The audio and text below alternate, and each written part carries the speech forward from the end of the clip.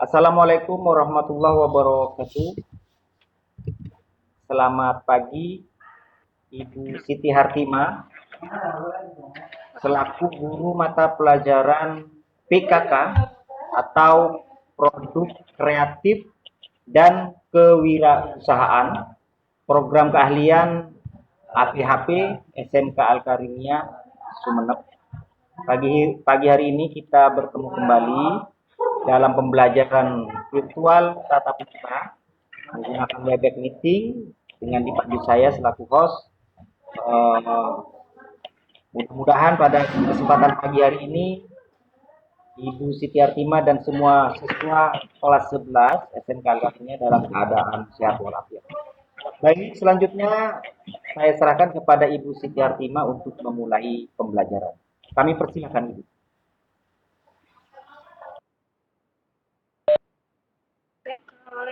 Assalamualaikum warahmatullahi wabarakatuh.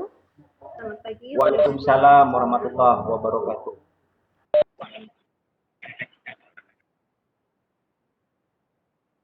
Di sini Ibu akan beri materi tentang ide dan peluang usaha. Pelajaran PKK hari ini. Apa sih itu ide? Ide itu didapat dari inspirasi.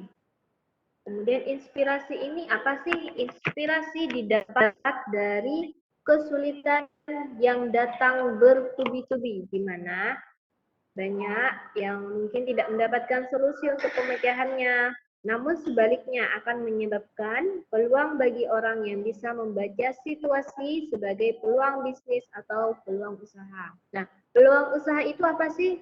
Peluang usaha adalah peluang yang prospektif sehingga bisnis yang dijalankan dapat menjadi sebuah industri.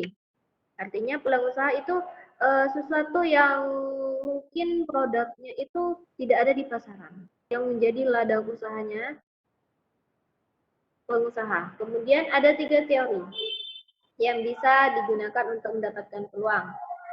Yang pertama, teori ketidaksempurnaan.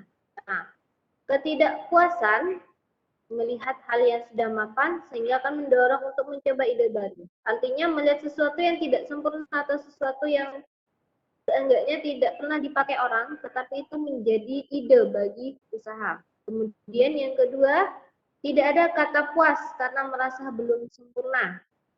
Jelas kalau misalkan produk kita itu belum yang namanya sempurna, di dalam diri kita itu pasti tidak ada kata puas.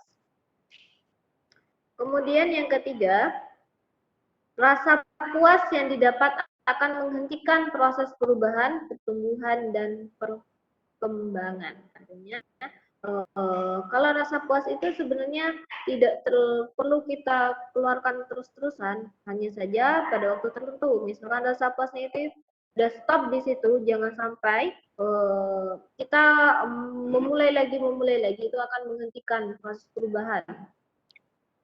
Kemudian teori berpikir kreatif berawal dari posisi yang berbeda yang menyebabkan pandangan orang terhadap sesuatu pun menjadi berbeda sehingga muncul perbedaan pikiran.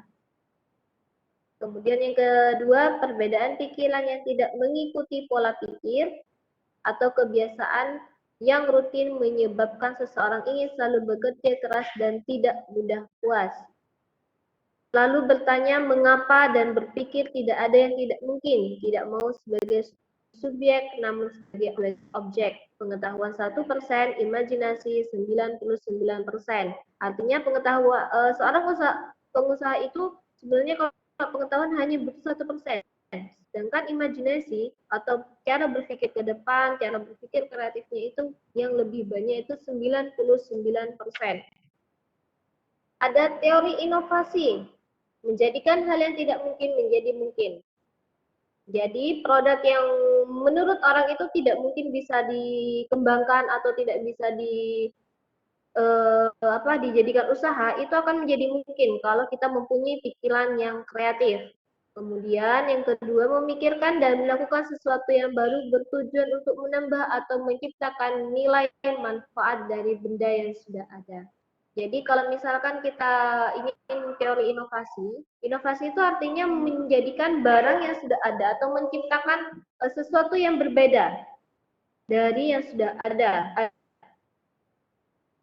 Kemudian ada analisa peluang usaha.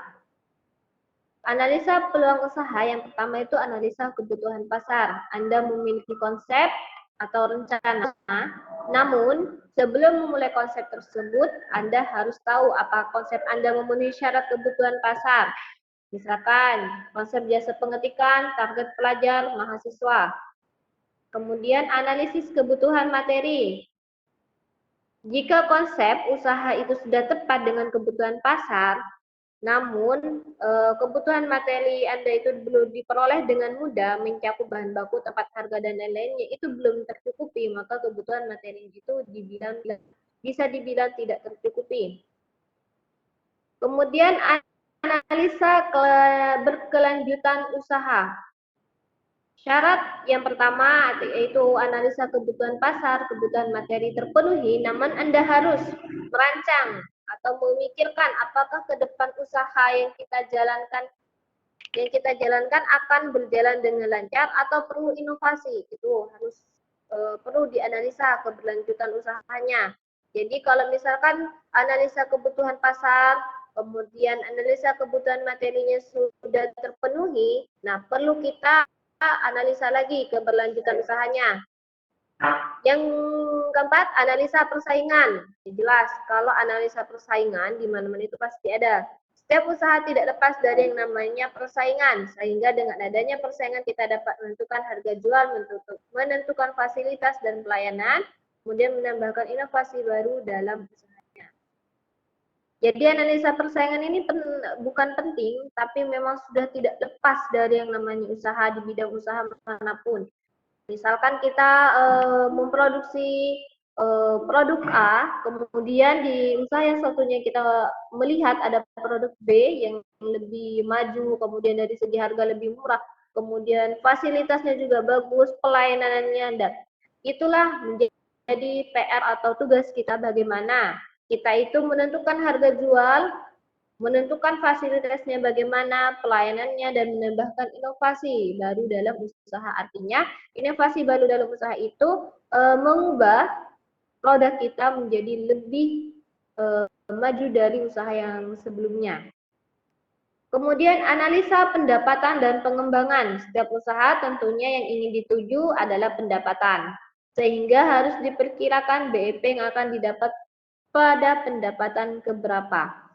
Analisa pengembangan usaha. Ya, kemudian kita masuk ke sumber daya yang dibutuhkan untuk melakukan kegiatan produksi.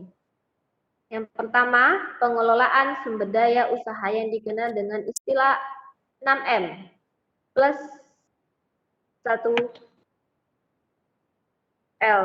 Yaitu yakni man, yaitu manusia, many, material, making, method, dan market. Ditambah dengan informasi atau informasi.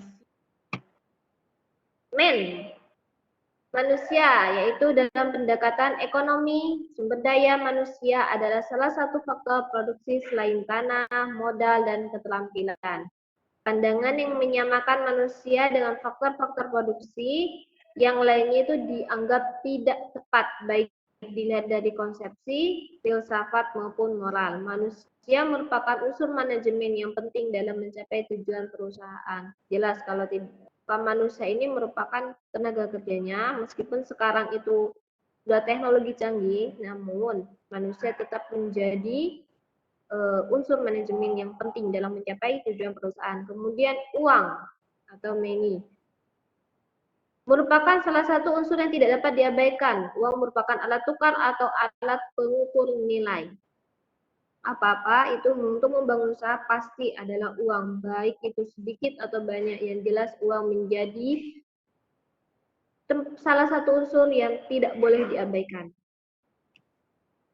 Kemudian material atau bahan. Perusahaan umumnya tidak menghasilkan sendiri bahan mentah yang dibutuhkan tersebut, melainkan membeli dari pihak lain. Artinya, bahan ini tidak didapatkan dari usaha itu. Misalkan kita memproduksi tahu yang jelas, kedelainya kita harus beli ke pasar atau petani, itu juga perlu bahan-bahan yang dibutuhkan, tidak mungkin didapatkan dari usaha itu sendiri. Kemudian peralatan. Mesin mulai memegang peranan penting dalam proses produksi setelah terjadinya revolusi industri dengan ditemukannya mesin uap sehingga banyak pekerjaan manusia digantikan oleh mesin. Meskipun tadi yang pertama kita menyebutkan manusia, tapi mesin saat ini di era yang seperti ini itu menjadi pengganti manusia. Jadi manusia dulu dipekerjakan, namun saat ini mesinlah yang bekerja. Tapi tetap manusia menjadi peran utama dalam mengembangkan.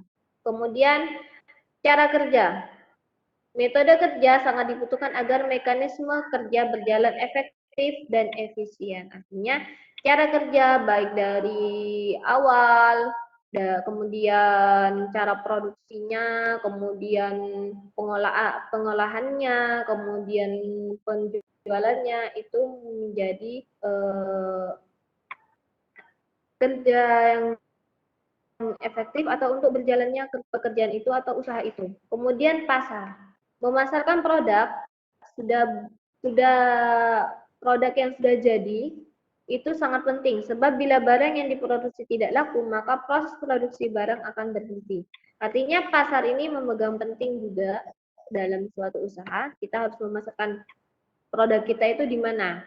Memasarkan produk kita itu di bagian apa? Itu juga perlu. Kemudian informasi. Informasi sangat dibutuhkan agar hasil dan suatu hal dikerjakan dapat lebih sempurna. Artinya informasi itu perlu. Misalkan kita mencari informasi dari luar, bagaimana sih produk kita, bagaimana sih produknya kita itu bisa berjalan lancar di pasar tersebut. Misalkan kita ada yang namanya bagian pemasaran, kita itu harus turun lapangan untuk menanyakan bagaimana produk kita di toko tersebut, bagaimana produk kita di pasar tersebut, apakah berjalan lancar atau tidak. Administrasi dan pemasaran. Itu terdiri dari organisasi, tata usaha, manajemen marketing, kemudian administrasi marketing ini dijalankan oleh manajer marketing atau marketing manager. Kemudian ada sales promotion. Orang yang mengenalkan produk baru ke masyarakat itu disebut dengan sales promotion. Distribusi itu bidang keahlian dalam kegiatan untuk mendekatkan barang-barang kita sedekatnya dan ditempatkan secara semenarik-menariknya kepada para warga masyarakat. Sales ini, bidang keahlian dalam kegiatan ini bertujuan untuk membuat proses prosedur atau tata cara jual beli begitu cepat. Jadi kalau misalkan sales ini membantu usaha untuk mengembangkan produknya lebih jauh lagi. Artinya tata cara jual beli itu akan lebih cepat, lebih gampang, kemudian lebih lekas laku, itu seperti itu.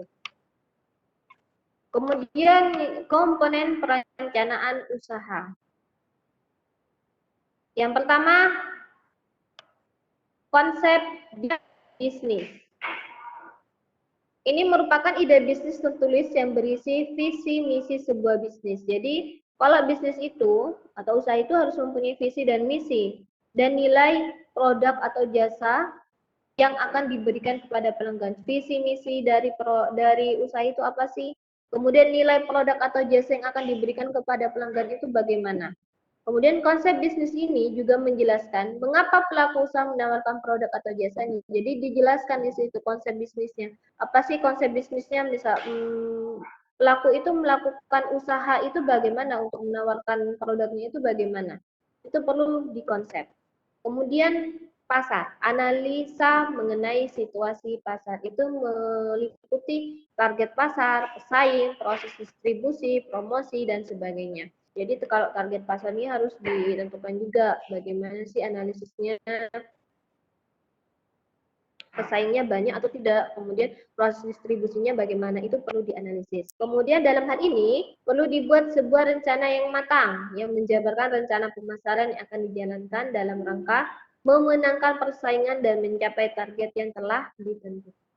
Jadi kalau analisa pasar ini perlu yang namanya rencana pemasaran. Jadi kalau misalkan rencana pemasarannya ini sudah matang, jelas eh, untuk memenangkan persaingan dan mencapai target yang telah ditentukan oleh perusahaan itu akan lebih baik. Kemudian keuangan. Analisa dan strategi keuangan itu sangat penting dalam menyusun rencana bisnis guna memberikan gambaran sistematis terhadap langkah-langkah yang akan diambil untuk mencapai keuntungan yang diharapkan.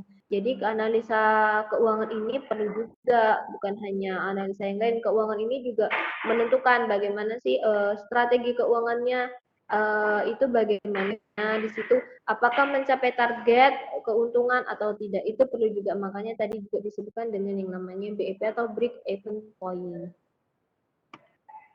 Untuk Halidatul Hasanah, mungkin ada yang mau ditanyakan atau ada yang tidak dimengerti.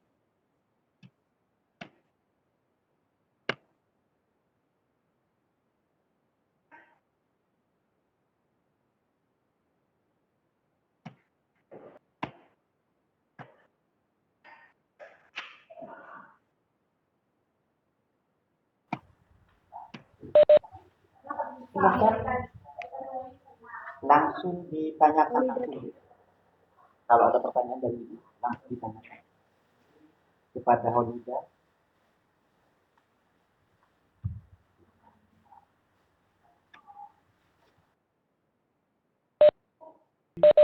Bu Siti, Ya, silakan langsung ditanyakan Bu, kepada Holidatul kalau Ibu ingin mengajukan pertanyaan. Halidatul Hasanah.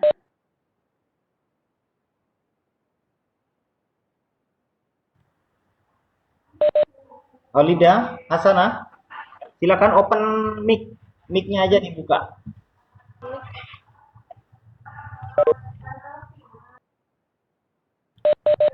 Baik, saya rasa terpental mungkin Bu Holidatul Hasanah keluar dari room karena memang di grup WA di WA saya ini ada pemberitahuan katanya jaringannya putus-putus Pak. Ya enggak apa-apa. Baik Ibu, mungkin ada yang disimpulkan Bu Siti dari pertemuan ini? Dipersilakan. Pertemuan kali ini sudah cukup Pak menurut saya, tapi saya akan memberikan tugas kepada anak-anak di kelas 11. Baik, silakan tugasnya Ibu.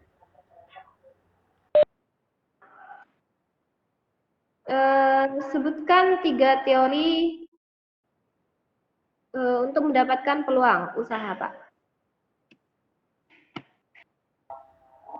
Baik, saya ulang. Sebutkan 3 teori untuk mendapatkan peluang usaha. Itu yang nomor 1. Nomor berikutnya. Ya. Yang kedua, ya, sebutkan analisa peluang usaha. Yang kedua, sebutkan analisa peluang usaha. Baik. Jadi ya, ada 2 cuma Bu? Ya, cuma 2 Pak. Baik, ada 2. Jadi anak-anakku sekalian, mudah-mudahan nanti kalian yang menonton YouTube pembelajaran ini, di akhir ada penugasan dari Ibu Siti Hatimah yang terdiri dari 2 soal. Mudah-mudahan bisa dikerjakan. Dan mungkin pengirimannya langsung via Japri kepada Ibu Siti Hatimah. Terima kasih Ibu Siti atas waktunya dalam pembelajaran kali ini. Terima kasih, dan kita jumpa kembali minggu depan dalam pembelajaran PKK. Mudah-mudahan kalau tetap metode pembelajarannya menggunakan kolaborasi antara PJJ dan PTM, jadi siswa kita yang ada di luar pondok tetap akan melakukan PJJ secara virtual. Kita ketemu lagi minggu depan. Terima kasih Ibu Ya, Pak. Siti. Selamat bekerja, selamat melanjutkan tugas mengajar PTM mungkin atau tidak. Saya sampaikan terima kasih dan saya akhiri. Wallahu muwaffiq ila aqwamit thoriq. Wassalamualaikum warahmatullahi wabarakatuh. Assalamualaikum warahmatullahi wabarakatuh.